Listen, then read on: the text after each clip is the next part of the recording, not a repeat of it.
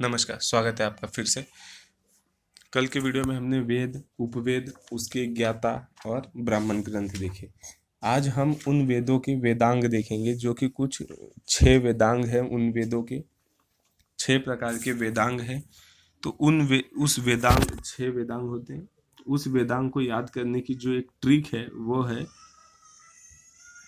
व्याजो निशि कक्ष।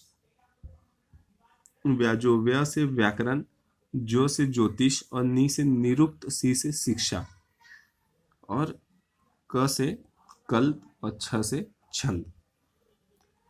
यह व्याजो निशि कक्ष आप याद रखेंगे। यह वेदांग की संख्या है जो कि 6 वेदांग है। वेदों की भली भांति वेदांग। अब आपके मन में आएगा वेदांग तो बता दिया, लेकिन वेदांग होता क्या है? वेदांग वह होता है जो वेदों को समझने के लिए, वेदों को भली भांति से समझने के लिए वेदांग की रचना की गई। यह वेद का ही एक अंग है। इसमें जो व्याकरण की एक महत्वपूर्ण पुस्तक है अष्टाध्यायी, जो कि पाणिनि द्वारा लिखी गई है। और दूसरी ज्योतिष के लिए एक वृहत संहिता है जो वराह मिहिर ने लिखी है। और निरुक्त यानी निरुक्त शास्त्र। अभी ये 2 चीजें, 2 पुस्तक और 2 लेखकों का नाम आपको याद रखना पड़ेगा। व्याकरण के लिए अष्टाध्यायी पाणिनि की और ज्योतिष के लिए वृहत संहिता वराह मिहिर की। बाकी निरुक्त के लिए निरुक्त शास्त्र, शिक्षा के लिए शिक्षा शास्त्र, कल्प के लिए कल्प शास्त्र और छंद के लिए छंद शास्त्र। इस प्रकार के चर्चा की गई है। उसके बाद आते हैं पुराण। पुराण जैसे कि आप देख सकते हैं, पुराण जो है वह 18 प्रकार के पुराण होते हैं। 18 पुराणों की चर्चा की गई है। पुराण पुराण की जो रचना है वह महर्षि ऋषि तथा उग्रशव ने की। इसकी जो संख्या है वह 18 है। और इसे 5वां वेद या इसे वेदों का वेद कहा जाता है। पुराण को 5वां वेद या फिर वेदों का वेद कहा जाता है। इसकी जो इससे प्राचीन राजवंशों की जानकारी मिलती है। अभी 18 वेद हैं तो हमें 18 के 18 वेद याद करने की आवश्यकता नहीं। इसमें जो ये 3 महत्वपूर्ण वेद हैं ये हमें याद होने चाहिए। पहला है विष्णु पुराण। इसमें मौर्य काल की चर्चा की गई है।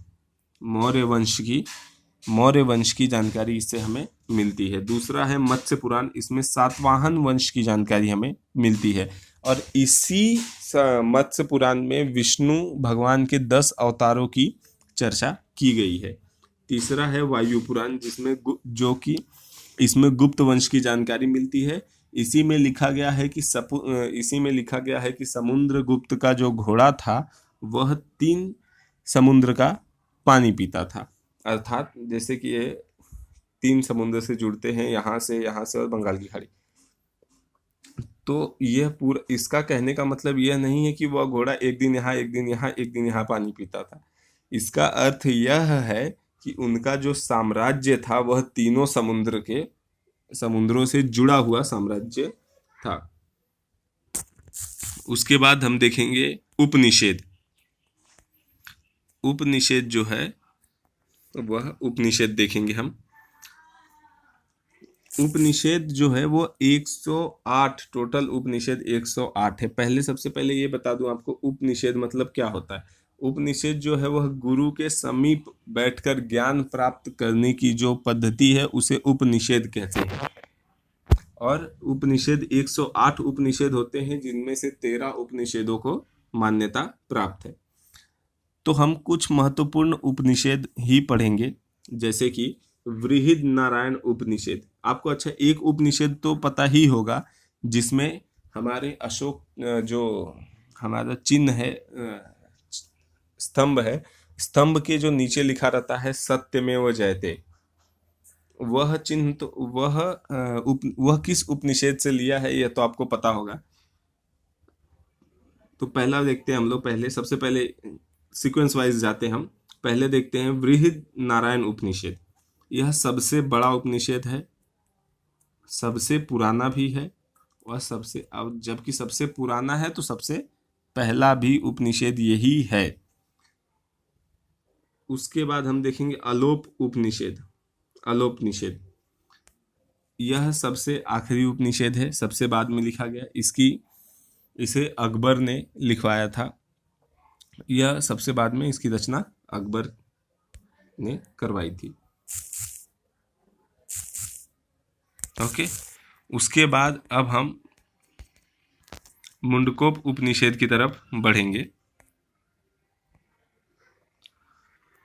सबसे पहले हम देखेंगे कठोप उपनिषद। जैसे कि मैंने आपको बताया, इसमें यम और नचिकेत की चर्चा की गई है और ओम शब्द का महत्व बताया गया है। दूसरा मैंने आपको अभी बताया कि मुंडकोप उपनिषद, जिसमें से हमारा यह शब्द लिया गया है, सत्यमेव जयते की चर्चा है। तीसरा, उसके बाद पांचवा है जलोप निषेध। इसमें ब्रह्मा, विष्णु और महेश की चर्चा की गई है। उसके बाद आते हैं स्मृति साहित्य। स्मृति साहित्य, इसमें प्राचीन राजवंशों की जानकारी मिलती है।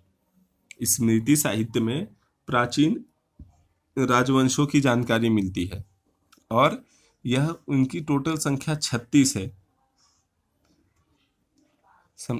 इसमें टोटल संख्या जो 36 है और विष्णु स्मृति से और नारद स्मृति से हमें गुप्त वंश, गुप्त काल की जानकारी मिलती है। इसमें सबसे महत्वपूर्ण एक जो उपनिषद है वह है मनुस्मृति और यज्ञावली स्मृति से। मैंने आपको कौन सा बताया सबसे पहले? विष्णु और नारद स्मृति से हमें गुप्त वंश की जानकारी मिलती है और गुप्त वंश की जानकारी मिलती है, और मनुस्मृति से प्लस यज्ञावल से हमें मौर्य काल की जानकारी प्राप्त होती है।